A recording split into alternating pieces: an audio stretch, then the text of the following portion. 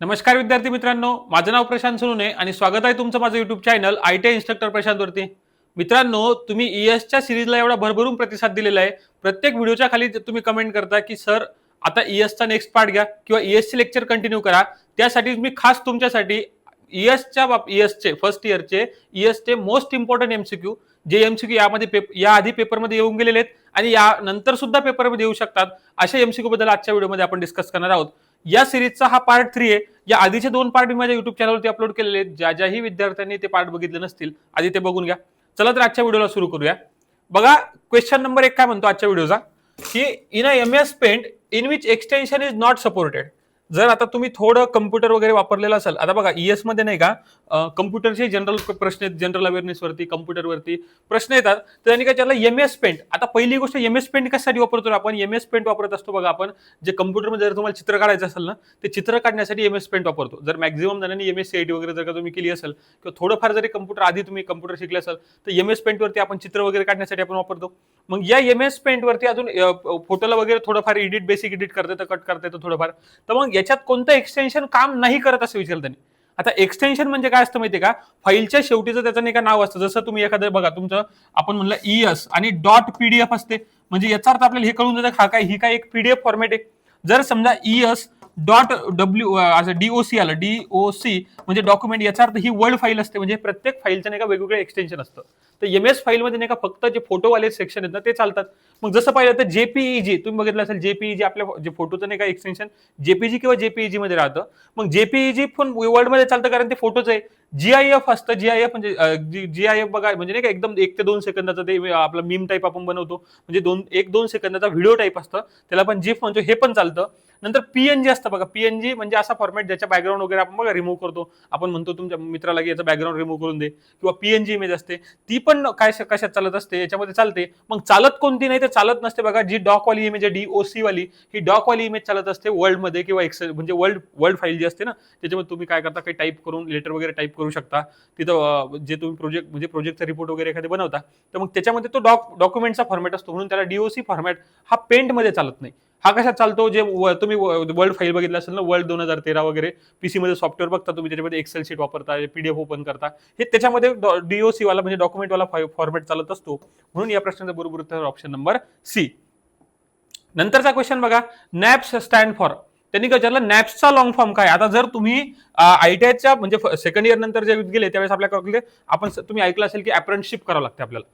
मग अप्रेंटिसशिप करणं म्हणजे काय की एखाद्या कंपनीमध्ये 1 वर्षासाठी अप्रेंटिसशिप करणं म्हणजे ते झालं आपण काय रिअल वर्क लाईफ एक्सपिरियन्स भेटतो आपल्याला.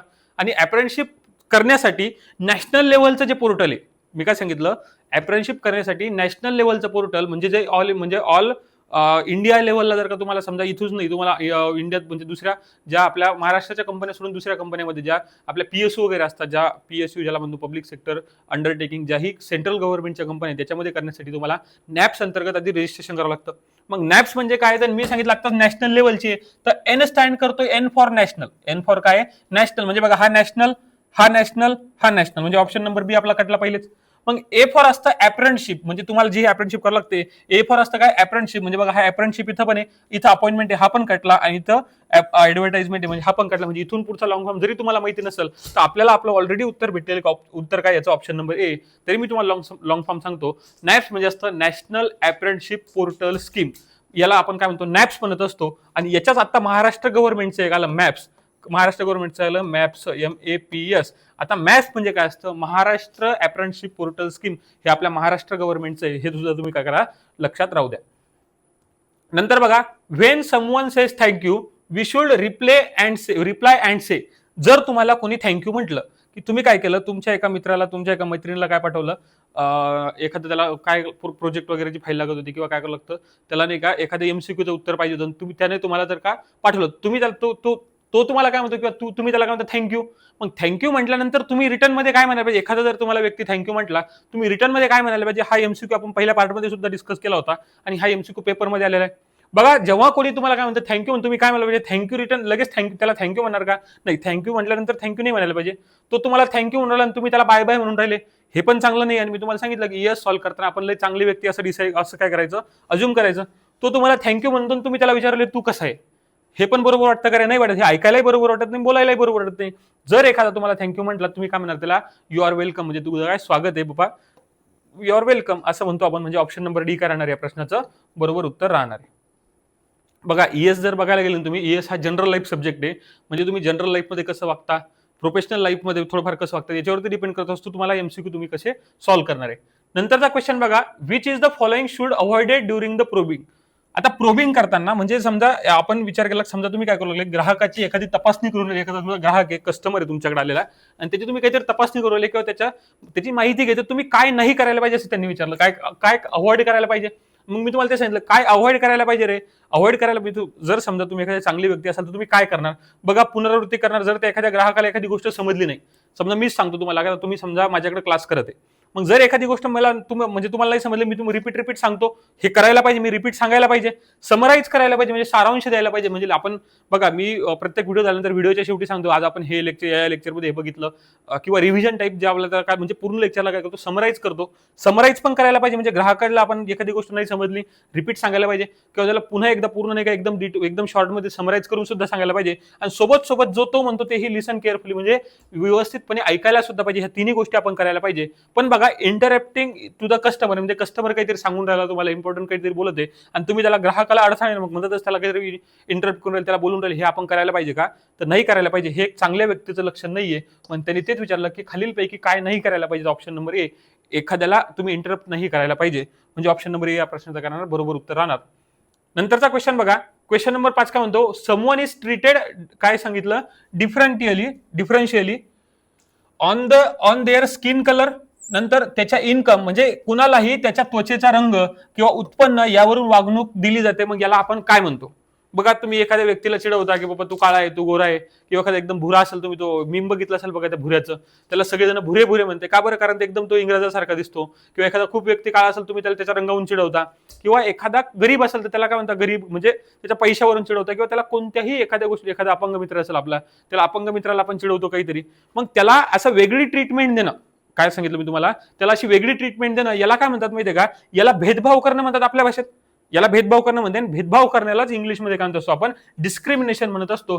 म्हणजे एखाद्याला त्याच्या कलरवरून म्हणा, त्याच्या इन्कमवरून, त्याला काय त्याच्या म्हणजे उत्पन्नावरून त्याला काय करणं, वेगळं ट्रीट करणं, याला आपण आपल्या चांगल्या भाषेमध्ये भेदभाव म्हणतो. आणि आपण काय म्हणतो की इंग्लिशमध्ये त्याला आपण डिस्क्रिमिनेशन असं म्हणत असतो. डिस्क्रिमिनेशन म्हणजे काय करणं, भेदभाव करणं. यांनी तेच विचारलं की याला प्रॉपर शब्द काय आहे. ऑप्शन नंबर काय राहणार, ए या प्रश्नाचं काय बरोबर उत्तर राहणार आहे.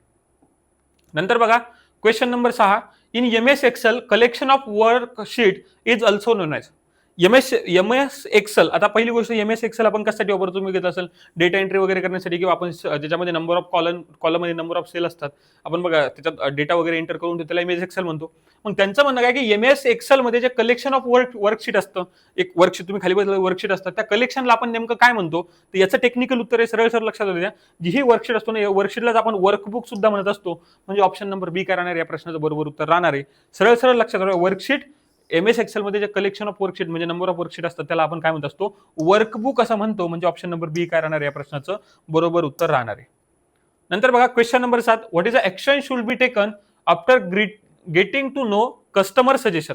जर समजा काय केलं, तुम्ही एखाद्या समजा बिझनेस करत आहे आणि एखाद्या कस्टमरनं तुम्हाला काय दिलं, सजेशन दिलं.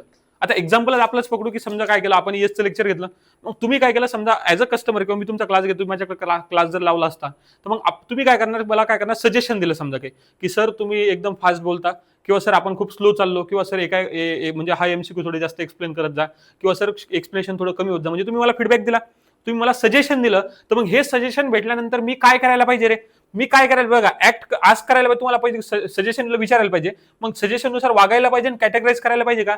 लगेच मी सजेशनवर सोल्युशन करणार का, नाही. तुम्ही सजेशन म्हणजे मी पहिले विचारणार तुम्हाला की तुम्ही सजेशन कशा काय, तुम्ही नंतर मी कॅटेगराईज करणार की सजेशन नेमकं कशा पद्धतीचं आहे. म्हणजे तुम्ही कशाच्या बाबतीत सजेशन दिलं मला, तुम्ही शिकवण्याच्या बाबतीत दिलं, की तुम्ही सांगा पीपीटीच्या बाबतीत दिलं, किंवा एक्सप्लेनेशनच्या बाबतीत, हे कॅटेगराईज करणार. नंतर काय करणार, मी त्याच्यावरती ऍक्ट करणार. आता ऍक्ट करणार म्हणजे काय करणार, की जसं तुम्ही मला सजेशन दिलं की सर तुम्ही काय करायचं, आपण थोडे MCQ फास्ट होतात तर MCQ स्लो घेत जा, मग एमसीक्यू स्लो घेत जा, म्हणजे आपण काय करू सर 15 एमसीक्यू तुम्ही 20-20 एमसीक्यू एका व्हिडिओमध्ये 15 एमसीक्यू घेत जा. मग मी काय करणार त्याच्यावरती दुसरे नेक्स्ट टाइम पासून काय करणार आपण ऍक्ट करणार त्याच्यावरती, आणि नंतर काय करणार मी फॉलोअप घेणार. फॉलोअप घेणार म्हणजे तुम्हाला नंतर एखाद्या व्हिडिओमध्ये पुन्हा विचारणार की तुम्हाला हा म्हणजे समजलं का, किंवा जे तुम्ही सजेशन मला दिलं होतं या सजेशनवरती इम्प्लिमेंट झालं का. म्हणजे आपण काय करणार पहिले विचारणार, कॅटेगराईज करणार, त्याच्यावरती काय करणार ऍक्ट करणार, नंतर करणार फॉलोअप घेत राहणार. म्हणजे ऑप्शन नंबर बी बघा या प्रश्नाचं काय बरोबर उत्तर आहे. नंतर बघा what is the full form of GST. तुम्ही खूप ठिकाणी ऐकलं असाल बघा की 18% जीएसटी झाला, जीएसटी ऐकलं म्हणजे तुम्ही बघत असाल की जीएसटी असतं, एसजीएसटी, सीजीएसटी. म्हणजे तुम्ही बघता की याच्यावरती 18% जीएसटी लागला, हॉटेलमध्ये गेले तुम्हाला 8% जीएसटी लागला. मग ते जीएसटी म्हणजे नेमकं काय असतं रे. जीएसटी म्हणजे असतं बघा goods service tax, goods and service tax. मग याचा सरळ याचा पण पाठ करण्यासारखं आहे. जीएसटीचा लॉंग फॉर्म काय असतो, तर जीएसटीचा लॉंग फॉर्म असतो बघा गुड्स अँड सेल्स टॅक्स, का नाही गुड्स अँड सर्व्हिस टॅक्स. म्हणजे ऑप्शन नंबर बी या प्रश्नाचं बरोबर उत्तर आहे. आणि मी आत्ताही सांगतो तुम्हाला जसे अशाच प्रकारचे लॉंग फॉर्म वरती नाही का एक्झाम मध्ये जवळपास तुम्हाला 1 ते 2 प्रश्न नक्की बघायला मिळतात. म्हणजे एक तर मिनिमम एक तर मिळतोच, पण 1 पेक्षा जास्त कधी कधी बघायला मिळतात. तर असे जे फुल फॉर्म वाले प्रश्न असतात ना, जसं नॅप्स झालं, नॅशनल ऍप्लिकेशन पोर्टल स्कीम. आता हा एकच पेपर आहे आणि एका पेपरमध्ये असे बघा 2 प्रश्न आले. मग त्याच्यामुळे हे फुल फॉर्म वाले प्रश्न सुद्धा काय करा थोडं लक्ष देऊन म्हणजे लिहून ठेवायचे आणि काय करायचं रिपीट वाचत जायचं याला. नंतर बघा the way money is save, spend आणि इन्व्हेस्टेड. म्हणजे ज्या प्रकारे तुम्ही काय करता, समजा तुम्ही काय केलं, आता आपण प्रत्येक जण पैसा कमवतो, त्यांचं म्हणणं काय ज्या प्रकारे पैसे वाचवले जातात, खर्च केले जातात आणि गुंतवले जातात. बघा तुम्ही काय करले, पैसे तुम्हाला सॅलरी आली, सॅलरीनंतर तुम्ही काय करणार आहे पैसे काय करू राहिले सेव्ह करून राहिले, वाचून राहिले. नंतर काय करू राहिले खर्च म्हणजे योग्यरीत्या खर्च करून राहिले आणि सोबत तुम्ही गुंतवून सुद्धा राहिले. म्हणजे तुम्ही पैशाचा काय करू प्रॉपर म्हणजे वापर करून घेऊन राहिले, किंवा ज्याला आपण काय म्हणू की एक चांगल्या प्रकारे तुम्ही एक असं मॅनेजमेंट बनवलं की तुमचे पैसे व्यवस्थित काय होतील सेव्ह पण होतील, सोबत इन्व्हेस्ट पण होतील. म्हणजे इन फ्युचर तुम्हाला त्या पैशाचं काम पडलं तर ते पैसे आपल्याला कामी सुद्धा पडू शकतात. मग याला काय म्हणतात असं त्यांनी विचारलं. मग याला काय म्हणणार आहे आपण काय म्हणतो की मग पगार सॅलरी म्हणतो का नाही, सॅलरी म्हणजे काय पैसे येणं फक्त. बँकिंग असा काही म्हणजे बँकिंगचं लॉजिकच लागत नाही. मग फायनान्शियल लिटरसी किंवा त्याला आर्थिक साक्षरता आपण म्हणत असतो की तुम्हाला पैसे कसे हँडल करायचे हे आता तुम्हाला समजलेलं आहे की कसे हँडल तुम्ही करता. म्हणजे या टर्मला किंवा या सगळ्या सिच्युएशनला आपण काय म्हणतो आर्थिक साक्षर झालेले तुम्ही. म्हणजे की तुम्हाला पैसे वगैरे कसे करायचे, पैसे कसे हँडल करायचे, पैसे कसे सेव्ह करायचे हे तुम्हाला समजायला लागलं. याचा अर्थ तुम्ही आर्थिक काय झाले सक्षम झाले किंवा आर्थिक साक्षर तुम्ही झालेले आहेत. म्हणजे ऑप्शन नंबर सी करणाऱ्या या प्रश्नाचं बरोबर उत्तर आहे. बाकी तुम्ही तिन्ही जर ऑप्शन बघितले हे तिन्ही ऑप्शन इरिलिव्हंट आहे. म्हणजे तुम्ही थोडा जरी डोकं लावून क्वेश्चन सॉल्व्ह केला का नाही तर मॅक्झिमम तुमचे क्वेश्चन आहे का ईएस मध्ये बरोबर येऊ शकतात. बघा क्वेश्चन नंबर 10 काय म्हणतो, to be in a job or work is a. तुम्ही एखाद्या जॉबवर असणं, तुम्ही काय असणं एखाद्या नोकरी किंवा कामात असणं याला आपण काय म्हणतो. एखादं तुम्ही कामात आहे आणि म्हणजे जॉब करून राहिले किंवा काय म्हणजे काम करून राहिले तुम्ही, याला तुम्ही काय म्हणणार बेरोजगार म्हणा का नाही. तुम्ही काय म्हणणार जर तुम्ही एखाद्या व्यक्तीला विचारतो तू काय करतो, मग तो का तुम्ही कंपनीत कामाला आहे, मग आपण त्याला रोजगार समजतो बाबा तो हा रोजगाराला लागलेला आहे. समजा तुम्ही स्वतःचा बिझनेस पण करून राहिले की समजा कोणी काही कोणाचं जसं तुम्ही आयटी झाल्यानंतर स्वतःचा बिझनेस ओपन केला तर मग तुम्ही काम करत आहे ना सध्या, नोकरी भलेही नाही करत पण स्वतः काम तरी करत आहे. म्हणजे तुम्ही काय करायला लागले रोजगाराला लागलेले आहेत. आणि आपल्या आयटीआयचं मुख्य हेच लक्ष तुम्ही जर ऐकलं असेल तर की आपल्या आयटीआय म्हणजे आयटीआय झालेला व्यक्ती हा कमीत कमी कालावधीमध्ये काय करू शकतो लवकर म्हणजे जास्तीत जास्त म्हणजे कमीत कमी कालावधीमध्ये लवकर नोकरीला लागतो आणि सोबत स्वतःचा बिझनेसही निर्माण करू शकतो म्हणजे किती 1 ते 2 वर्षाच्या शिक्षणामध्ये. मग आयटीआयचा उद्देशच ते आपला की तुम्ही काय करायला पाहिजे, एक जॉब करायला पाहिजे किंवा तुम्ही स्वतः काहीतरी काम करायला पाहिजे. म्हणजेच तुम्ही रोजगार एक तर तुम्ही काय म्हणजे तुम्ही रोजगार करून राहिले याचं म्हणजे तुम्ही एक तर रोजगार द्या किंवा रोजगार घ्या. म्हणजे तुम्ही रोजगार करून राहिले म्हणजे तुम्ही रिकाम टेकडे बसलेले नाहीये. आणि तेच याला तुम्ही म्हणणार का याला आपण काय म्हणतो रोजगार म्हणत असतो. आणि जर तुम्ही याच्यातही बघितलं काय ऍप्टिट्यूड म्हणजे काही म्हणजे लॉजिकच बनत नाही या गोष्टी, या तिन्ही गोष्टीचं नाही काही ऑप्शनचं लॉजिकच बनत नाही. म्हणून ऑप्शन नंबर 1 राहणार या प्रश्नाचं बरोबर उत्तर आहे. नंतर बघा question number 11, a brief statement about the purpose and principle of constitution. आता प्रश्न बघा काय म्हणतो, हे संविधानाच्या उद्देश आणि तत्वांबाबत एक संक्षिप्त विधान आहे. आता जर तुम्ही भारताचं संविधान ऐकलं संविधान वाचलं असेल तर संविधानाबद्दल बघा ब्रीफ स्टेटमेंट आणि about the purpose and principle of constitution म्हणजे त्या कॉन्स्टिट्यूशन मध्ये नेमकं काय आहे, कशाबद्दल कॉन्स्टिट्यूशन आहे आणि त्याच्यानंतर म्हणजे त्याच्या नेमकं काय त्याचा नेमका सारांश काय त्या संविधानाचा हे जर कुठे दिला असेल तर तुम्ही सर्वात बघा आपण प्रतिज्ञा वाचतो म्हणजे प्रियम्बल वाचतो असतो प्रस्तावना वाचतो आपण संविधानाच्या आम्ही म्हणतो ना आम्ही भारताचे लोक भारताचे एक सार्वभौम म्हणजे त्या प्रियम्बल एवढे म्हणजे एका पानाच्या प्रियम्बलवरून आपल्या संविधानाच्या आतमध्ये काय हे सगळ्याच्या सगळं त्या एका पानाच्या प्रियम्बलमध्ये समजतं. मग त्यांनी तेच विचारलं की नेमकं असं स्टेटमेंट की ज्या स्टेटमेंटमध्ये पर्पज काय आहे संविधानाचा नेमका उद्देश काय होता आणि सोबत संविधानाचा प्रिन्सिपल संविधानाचं तत्व काय होतं हे सांगणारी एक गोष्ट म्हणजे काय एकमेव गोष्ट म्हणजे काय असतं प्रियम्बल ज्याला आपण प्रस्तावना म्हणत असतो आणि ही आपल्या प्रत्येक आयटीआय कॉलेजमध्ये काय वाचली जाते. बघा नंतरचा प्रश्न बघा which of this sign of a good stress. आता हा क्वेश्चन काय म्हणतो बघा की खालीलपैकी कोणतं साइन आहे म्हणजे कोणतं खालीलपैकी कोणतं चांगलं तणावाचं लक्षण आहे. आता ताण म्हणजे काय तणाव येतो तुम्हाला टेन्शन येतं कधी कधी म्हणजे त्याच्यापैकी पण आता टेन्शन येणं चुकीची गोष्ट आहे का नाही टेन्शन आलंही पाहिजे माणसाला कधी कधी. मग आता टेन्शन पण कोणतं टेन्शन आलं पाहिजे रे चांगलं टेन्शन आलं पाहिजे. जसं तुमच्या मैत्रिणीला तुम्ही मेसेज केला आणि त्याचा रिप्लाय नाही आला तर तुम्ही टेन्शन मध्ये जाता की तुम्ही म्हणता यार तिने मला रिप्लाय केला आणि मग तुम्ही डिप्रेशन मध्ये जाता. तर मग तो ताण काय झाला तो चुकीचा ताण झाला. पण तुम्हाला ताण कशाचा यायला पाहिजे की तुमचा अभ्यास नाही आता सीबीटी एक्झाम जवळ आली आणि तुमचा अभ्यास होत नाही तुम्हाला याचं टेन्शन यायला पाहिजे. पण तुम्हाला काय वाटतं ती जेवली असेल का तिने रिप्लाय का नाही केला याचं टेन्शन तुम्हाला राहतं. तर मग ते टेन्शन चुकीचं आहे आणि अभ्यासाचं टेन्शन आहे ना हे बरोबर टेन्शन आहे. मग त्यांनी तेच विचारलं की खालीलपैकी कोणतं चांगल्या ताणाचं लक्षण आहे की नेमका तुम्हाला ताण आला पण तो चांगल्या प्रकारचा ताण आहे हे कसं समजणार. बघा आता पहिला ऑप्शन काय म्हणतो प्रिव्हेंट युअर फ्रॉम काय परस्युइंग युअर गोल. असा म्हणजे त्यांचं म्हणणं की असा ताण की जो तुमच्या गोल जो तुमचा ध्येय आहे त्या ध्येयापासून तुम्हाला लांब नेत असेल तर ते चांगला ताण झाला का नाही हा वाईट ताण झाला. हा काय झाला वाईट ताण झाला म्हणजे तुमचा आता पेपर आहे पेपरचं टेन्शन तुम्हाला यायला पाहिजे आणि तुम्ही म्हणजे हे जर तुम्हाला मैत्रिणीचं टेन्शन असेल तर हे चुकीचं आहे म्हणजे हे पण काय ना तुम्हाला तुमच्या ध्येयाच्या पाठपुरावा करण्यापासून प्रतिबंध करणारा जो ताण असतो हा चुकीत म्हणजे काय म्हणतो वाईट ताण आपण याला म्हणू. It make you doubt your self त्यामुळे तुम्हाला स्वतःवर शंका निर्माण होते. असा जर ताण आला तुम्हाला की स्वतःवर शंका निर्माण यार मी हे करू शकेल का मी करू शकणार नाही मग मी करू शकलो नाही तर मग हे जे ताण आहे ना हा चुकीचा आहे किंवा याला काय म्हणू आपण बॅड म्हणजे ज्याला काय म्हणू आपण चुकीचा ताण आहे किंवा आपण याला काय म्हणू वाईट ताणाचं काय हे एक्झाम्पल आहे म्हणजे हे सुद्धा राहणार नाही आपल्याला चांगल्या ताणाचं एक्झाम्पल पाहिजे. Makes you physically or cause the pain म्हणजे तुम्हाला ताण आला आणि तुम्ही काय करू स्वतःचं डोकं फोडून घेऊन राहिले. मग हे पण काय झालं एक वाईट ताणाचं लक्षण आहे म्हणजे हे म्हणजे फिजिकल स्वतःला डॅमेज करून घेऊन राहिले हे सुद्धा काय एक वाईट ताणाचं लक्षण आहे. नंतर बघा does not lead too long term tension and loss of the sleep म्हणजे दीर्घकाल तणाव आणि झोप कमी होत नाही म्हणजे तुम्हाला काय करतो असा ताण की जो जास्त वेळेसाठी येत नाही बरोबर आहे आणि सोबत त्याच्यामुळे तुमच्या झोपेवर परिणाम होत नाही. जर असा ताण तुम्हाला आला असेल तर आपण त्याला काय म्हणतो चांगला तणाव म्हणतो किंवा गुड स्ट्रेस म्हणतो. मग आता गुड स्ट्रेस यायलाच पाहिजे माणसाला. बघा अशा पद्धतीने काय या प्रश्नाचं बरोबर उत्तर काय ऑप्शन नंबर डी आहे. नंतर बघा question number 13 which one of the search engine खालीलपैकी कोणतं सर्च इंजिन आहे. आता सर्च इंजिन म्हणजे काय बघा ज्यावेळेस तुम्ही नेट वापरता नेट वापरल्यानंतर बघा तुम्हाला काय करायचं समजा एखादी गोष्ट सर्च करायची की बा ITI CBT previous year question म्हणजे तुम्ही कशावरती सर्च करणार आहे तर पहिली गोष्ट खालीलपैकी सर्च इंजिन कोणतं हे विचारलं. मला सांगा तुम्ही फेसबुकवरती जाऊन सर्च करणार का रे की एक्झाम मध्ये आलेले महत्वाचे प्रश्न करणार का तुम्ही नाही करणार ना कारण फेसबुकवरती आपण मित्रांसोबत मैत्रिणींसोबत गप्पा मारायला जातो म्हणजे ऑप्शन नंबर 1 अटला. हॉटमेल काय आता हॉटमेल नाही का जसा तुमचा जीमेल आहे तसाच जीमेलचा एक म्हणजे जुनवाला म्हणजे जीमेलच्या आधी नाही का हॉटमेल पण होता. हॉटमेल म्हणजे तुम्ही एखाद्याला मेसेज पाठवण्यासाठी किंवा आपण म्हणतो मेल पाठवण्यासाठी वापरतो म्हणजे ऑप्शन नंबर बी पण कटला. आता बघा फ्लिकर आता बघा तुम्ही ऑप्शन म्हणजे कन्फ्यूज कशाला म्हणजे बघा हे 2 ऑप्शन तर कटले पण कन्फ्यूज पाहिजे 2 याच्यामध्ये कन्फ्यूज कशामध्ये पाहिजे सी आणि डी मध्ये. यांनी काय विचारलं सर्च इंजिन विचारलं की अशी गोष्ट ज्याच्यावरती आपण काय करणार जाणार आणि सर्च करू शकणार. तुम्ही आपल्याला सर्वांना माहिती आहे सर्वात जगामध्ये सर्वात जास्त वापरलं जाणारं आणि जगामध्ये सर्वात जास्त फेमस असलेलं सर्च इंजिन ज्याला आपण काय म्हणतो ऑप्शन नंबर सी ज्याला आपण गुगल म्हणतो. आणि मॅक्झिमम जण आता काय करतात कोणती गोष्ट बघा आपण डायरेक्ट 2 मिनिटं नाही समजली आपण गुगलवरती सर्च मारतो म्हणजेच ते काय एक सर्च इंजिन आहे आणि म्हणून ऑप्शन नंबर काय सी या प्रश्नाचं बरोबर उत्तर आहे. आता फ्लिकर काय तर फ्लिकर नाही का एक फोटो म्हणजे ज्याच्या अशी वेबसाईट आहे ज्याच्यावरती फोटो वगैरे नाही का व्हिडिओ स्टॉक इमेजेस वगैरे राहतात तर मग त्याला तो फ्लिकर असतं म्हणजे फ्लिकर पण नाहीये म्हणजे ऑप्शन नंबर सी काय राहणार या प्रश्नाचं बरोबर उत्तर राहणार आहे.